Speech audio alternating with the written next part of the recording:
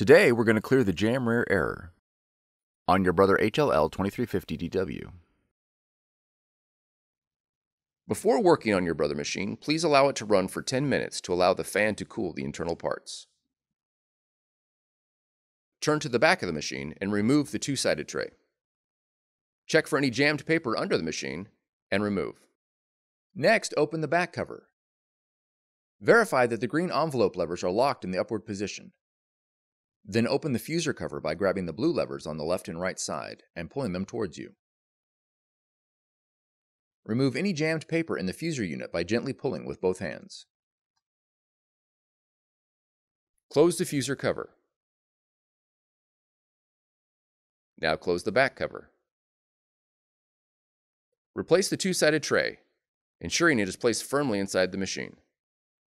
For more tutorials, FAQs, and videos, visit us at www.brother-usa.com.